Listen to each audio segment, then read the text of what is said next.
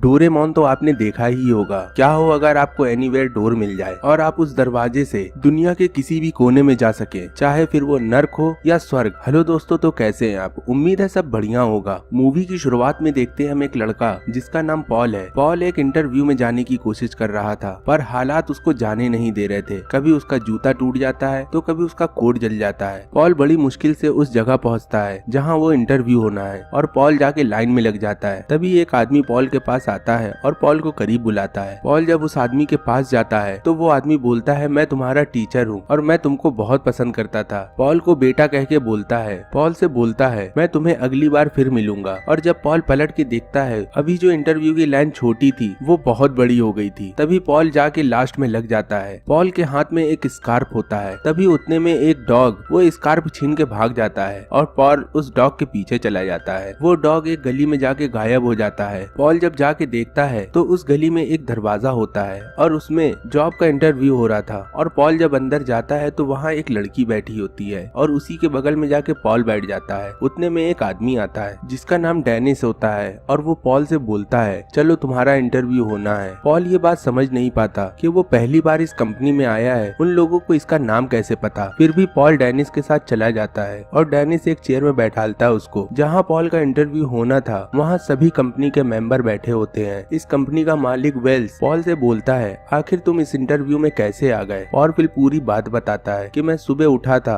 और मैं एक कंपनी में इंटरव्यू देने जाना था, पर मेरे साथ कुछ ऐसे हादसे हुए कि मैं अपने आप इस कंपनी के अंदर आ गया और अभी मैं आपके सामने इंटरव्यू दे रहा हूँ। पॉल बात करते समय दीवार की तरफ बार बार देख रहा था। वेल्स डेनिस से गुस्साते हुए बोलता है, तुम्हारा इंटरव्यू चल रहा है और तुम बार बार दीवार की तरफ देख रहे हो। तो डेनिस बोलता है, मुझे उस दीवार में लंदन का नक्शा दिख रहा है। अजीब बात है, पर वहाँ नक्शा तो है ही नहीं। डेनिस ओके बोल के अपनी चेयर से उठता है और पॉल को वापस भेज देता है। पॉल बोलता है, मैंने कितनी बेवकूफी करी और ये नौकरी भी मेरे हाथ से चली गई। डेनिस फिर अपने घर पहुंचता है तो वो देखता है कि उसका रूममेट उस घर को छोड़ के जा रहा है। पॉल यहाँ परेशान हो जाता है और अपने फ्रेंड से बोलता है, आखिर तुम क्यों जा रहे हो? मुझे कोई नौकरी नहीं मिल रही है, इस वजह से मेरा यहाँ रहना मुश्किल हो रहा है। तभी उसके दरवाजे में एक चिट्ठी अंदर आती है। पॉल ये जब खोल के देखता है तो उसकी नौकरी पक्की हो जाती है। अगले दिन पॉल उस कंपनी में पहली बार जाता है। कंपनी के डोर में रिसेप्शनिस्ट बैठी होती है और वो पॉल से बोलती है, आखिर तुम यहाँ क्या काम करने आए हो? तो पॉल बोलता है, मेरी यहाँ जॉब लगी है, मेरे हाथ में कॉल लेटर है। तभी उतने में वहाँ डेनिस आ जाता है और डेनिस पॉल को एक रूम में ले जाता है और उस रूम में वो भी लड़की होती है जो पिछली बार डेनिस के साथ इंटरव्यू कर रही थी। और यहाँ हमें पता चलता है कि उस लड़की को भी जॉब मिल गई है। सोफी पॉल से बोलती है, तुम्हारे हाथ में जो कॉफी है उसको फेंक दो, मेरा इससे जी मत लाता है। पॉल वो कॉफी दूर रख के सोफी से बोलता है, आखिर हमारा यहाँ क्या काम है, हम किस जॉब में रखे गए हैं। तभी उतने में रिसेप्शनिस्ट कुछ पेपर लेके आती है और उनको एक जगह ढूंढने के लिए बोलती है। डेनिस नक्शे में वो जगह ढूंढने की बहुत कोशिश करता है पर उसको वो जगह नहीं मिलती और ये काम करते हुए उनको काफी टाइम बीत जाता है। तभी लंच टाइम होता है और वो दोनों बाहर आ जाते हैं कुछ खाने। उतने में एक औरत आती है उनके पास और बोलती है, मेरे साथ चलो। फिर वो दोनों को बाहर ले आती है। सोफी से वो औरत बोलती है, वो लड़की एक किताब पढ़ रही है और उस किताब में एक कैरेक्टर है और वो कैरेक्टर जब पानी में गिरेगा तभी तुम मुझे इशारा करना। फिर वो औरत वहाँ से जाने लगती है। तभी सोफी बोलती है, मैं इतनी दूर से वो किताब कैसे पढ़ सकती हूँ? औरत पलट के बोलती है, तुम ये कर सकती हो। और फिर वो औरत उसी लड़की के बेंच के सामने जाके बैठ जाती है। सोफी बड़े ध्यान से उस लड़की को देखती है और वो किताब देखती है। सोफी बड़ी आसानी से उस किताब को बहुत ध्यान से पढ़ने लगती है और जैसे ही उस किताब के कैरेक्टर को पानी में गिरना था, सोफी फिर इशारा करती है उस औरत को और वो औरत उस आदमी को जो अभी अभी सच में फाउंटेन के पास बैठा था उसको वो धक्का दे देती है। तभी वो लड़की उड़ जाती है जो अभी किताब पढ़ रही थी। वो लड़के को संभालते हुए उसको खड़ा करती है। वो औरत सोफी के पास आती है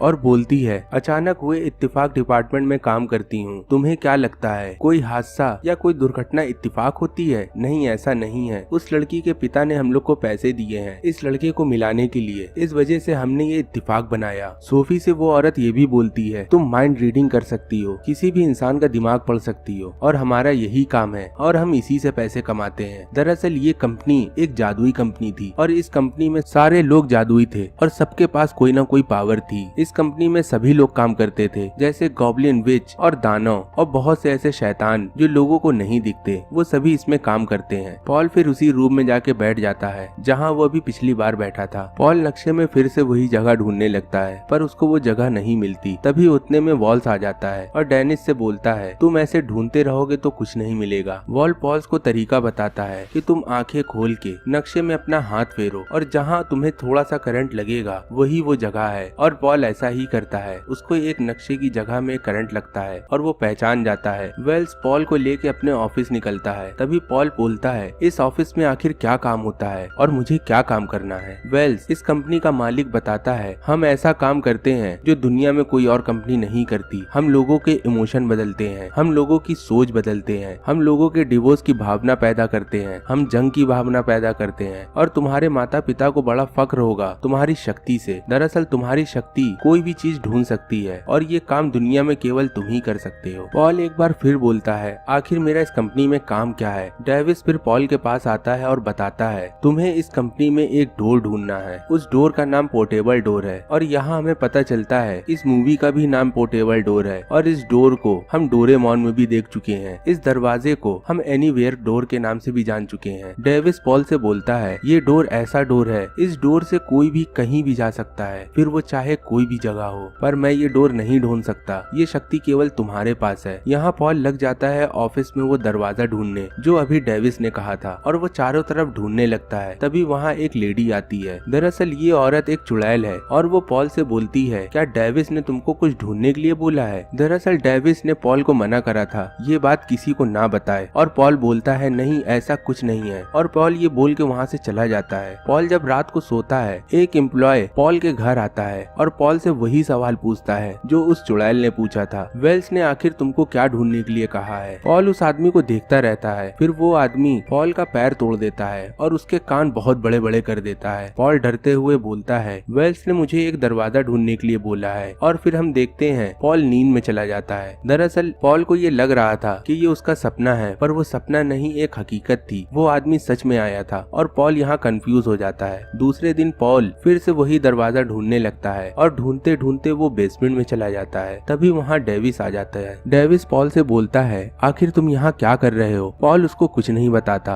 और पॉल वहाँ से चला जाता है। दूसरी तरफ हम देखते हैं सोफी इत्तेफाक डिपार्टमेंट में काम करती है पर उसको अपने बदन में कुछ बदलाव लगता है और अपने बिहेवियर में भी कुछ बदलाव लगता है। तभी वो अपने सुपीरियर के पास जाती है और बोलती है मुझे ये जॉब नहीं करनी। उसकी सुपीरियर बताती है तुमने एक कॉन्ट्रैक्ट में साइन किया है और तुम ऐसे जॉब नहीं छोड़ सकती। सोफी बहुत परेशान रहती है। तभी उतने में पॉल सोफी के पास आता है और उसको बाहर ले जाता है। एक कॉफी शॉप में सोफी पॉल को बताती है मेरे अंदर बहुत बदलाव हो रहे हैं, आज मुझे वही सब चीजें पसंद है। पॉल यहाँ बोलता है ये सब नॉर्मल है, तुम परेशान मत हो। सोफी फिर बोलती है तुम आजकल वेल्स के साथ काम कर रहे हो। मैंने सुना है कि वेल्स ने अपने पिता को गायब कर दिया और वेल्स और डेविस दोनों आपस में मिलकर कुछ ना कुछ कंपनी में कर रहे हैं। पॉल ये सब बातें इग्नोर कर देता है। अगले दिन पॉल वही सब काम करने लगता है। उसको वो दरवाजा ढूंढना है और वो चारों तरफ ढूंढने लगता है और अंत में पॉल फिर से बेसमेंट में पहुंच जाता है जहां डेविस ने मना किया था आने से और पॉल चारों तरफ देखता रहता है। फिर वो एक दीवार के पास खड़ा होता है जहां सामने कुछ सामान रखा होता है। पॉल जैसे ही अपना हाथ लगाता है वैसे ही उसका हाथ अंदर चला जाता है। दरअसल वो कोई दरवाजा नहीं, वो एक जादुई रास्ता था। पॉल फिर उस जादुई रास्ते के अंदर चला जाता है। हम देखते हैं पॉल एक जादुई कमरे में आ जाता है। पॉल को एक बहुत बड़ा स्टेपलर दिखता है। वो स्टेपलर के करीब जाता है। तभी पॉल को ये पता चल जाता है कि वो कोई स्टेपलर नहीं, वो एक गॉब्लिन है। पॉल फिर आगे बढ़ता है तो उसको वही डोर दिख जाता है, मतलब एनीवेयर डोर। और उस डोर को जैसे ही वो खोलता है वो वेल्स के ऑफिस के सामने पहुंच जाता है और वो दरवाजा एक टॉवल बन जाती है। पॉल डेविस की बातें सुनने लगता है तो डेविस अपने साथियों से बताता है मैं एक ऑफिस में बहुत बड़ा एक्सपेरिमेंट कर रहा हूँ और उस एक्सपेरिमेंट में मैं लोगों की भावना और लोगों की सोचने की क्षमता खत्म करने की कोशिश कर रहा हूँ। मेरा पहला एक्सपेरिमेंट मैं सोफी के ऊपर कर रहा हूँ। जब पॉल को ये बात पता चलती है तो वो घबरा जाता है। पॉल फिर वो टॉवल उठाता है और डोर बोलता है पर वो डोर नहीं बनता। फिर पॉल घबराते हुए उस टॉवल में लिखी हुई चीजें पढ़ता है और उसमें लिखा होता है उसको 3 बार नॉक नॉक बोलना होगा और जहाँ उसको जाना है उस जगह का नाम बोलना होगा। पॉल फिर ऐसा ही करता है। वो 3 बार नॉक नॉक बोल के शॉपिंग मॉल बोल देता है। डोर खोल के पॉल अंदर चला जाता है। वो देखता है कि वो एक फ्रिज में आ जाता है। फिर दौड़ते हुए वो सोफी के पास जाता है और उसको सारी सच्चाई बता देता है और बोलता है वेल्स तुम्हारे ऊपर एक्सपेरिमेंट कर रहा है और आज तुमने जो बताया कि मेरे अंदर बदलाव है वो सब एक्सपेरिमेंट का नतीजा है। पॉल सोफी को एनीवेयर डोर के बारे में भी बताता है। सोफी खुश होते हुए बोलती है पॉल चलो हम लोग एक बार दुनिया घूम ले, वो एनीवेयर डोर निकालो। फिर वो डोर निकालता है। पहले तो वो पिरामिड जाते हैं जो मिस्र में है, फिर वो एक बर्फीले इलाके में जाते हैं जहाँ बहुत ठंडी होती है, फिर वो अंत में पहाड़ों की चोटी में घूमते हैं, उनको और मजा आता है। फिर वो समुद्र के किनारे जाके अपनी लाइफ एंजॉय करने लगते हैं। अंत में वो दोनों साथ बैठे होते हैं तो पॉल सोफी से बोलता है, क्या तुमने कोई कॉन्ट्रैक्ट में साइन किया था? तो सोफी बोलती है, हाँ, ये तो एक ट्रेनिंग पेपर था और मैंने तो साइन किया था। तभी यहाँ सोफी समझ जाती है कि उसके साथ जो भी घटनाएं हो रही हैं वो उस पेपर की वजह से हो रही हैं। फिर वो दोनों एनीवेयर डोर निकाल के वहाँ से चले जाते हैं। सोफी अब पॉल को पता करना है कि डेविस और वेल्स आखिर क्या खिचड़ी पका रहे हैं। सोफी को फिर एक पेपर मिलता है और उस पेपर में उसको ये पता चलता है कि पेपर में एक कॉन्ट्रैक्ट है, अगर उसमें कोई साइन कर देता है तो उसकी आत्मा वेल्स की गुलाम हो जाएगी और ये पेपर जाके वो डेथ ऑफिस में जमा कर देता है। तभी उतने में वहाँ गॉब्लिन आ जाते हैं। पॉल और सोफी उन लोग को देख के डर जाते हैं और वहाँ से भागने लगते हैं। फिर उनके सामने डेविस आता है और वो डेविस से बताते हैं, वेल्स तुम लोग की आत्मा और यहाँ जितने भी एम्प्लॉय हैं उनकी आत्मा वो चुरा रहा है। तभी हम देखते हैं डेविस भी एक बहुत बड़ा गॉब्लिन, एक शैतान होता है। उतने में वहाँ वेल्स भी आ जाता है और वो दोनों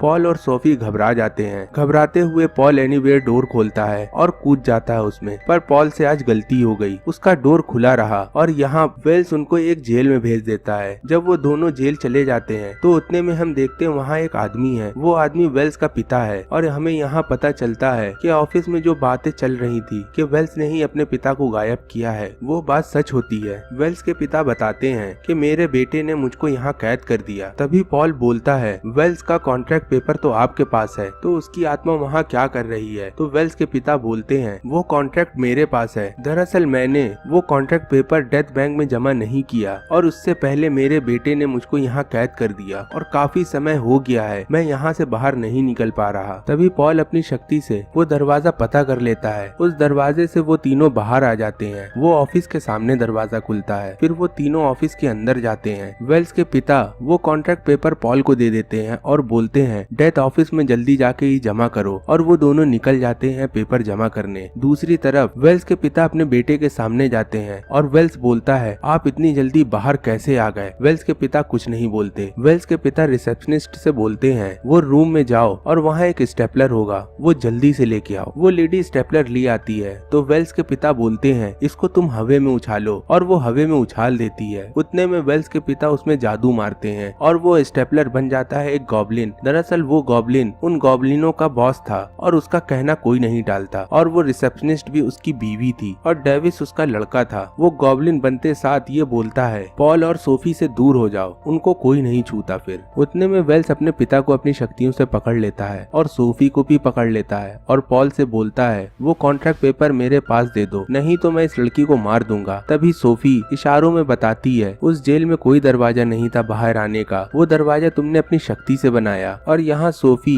पॉल को आत्मविश्वास से भर देती है और पॉल यहाँ अपनी शक्ति का पहली बार अच्छे से यूज करता है। पॉल अपनी शक्ति से बहुत सारे दरवाजे बनाता है और सभी दरवाजों में वो दरवाजा भी ढूंढ लेता है जो डेथ बैंक की तरफ जाता है, और वो दरवाजा खोलने के बाद वो डेथ बैंक में चला जाता है और वेल्स का कॉन्ट्रैक्ट पेपर जमा कर देता है। और जैसे ही वो पेपर जमा होता है वेल्स का पूरी शक्तियाँ खत्म हो जाती हैं। फिर वेल्स के पिता अपने बेटों को उसी जगह भेज देते हैं जहाँ वो इतने साल से कैद थे, और एक बार कंपनी में फिर खुशियाँ आ जाती हैं और सभी लोग अपनी अपनी पोस्ट संभालने लगते हैं। वेल्स के पिता पॉल और सोफी को बहुत ऊंची रैंक में रख देते हैं और पॉल सोफी से बोलता है, क्या तुम मुझसे शादी करोगी? यहाँ सोफी हाँ में सर हिलाती है और यहाँ पास होती है मूवी खत्म। अगर आपको ये पिक्चर अच्छी लगी हो तो आप इस चैनल को लाइक करें और सब्सक्राइब करके हमें बताएं कि आपको अगली मूवी कौन सी चाहिए। मिलते हैं हम लोग अगली वीडियो में, तब तक के लिए गुड बाय।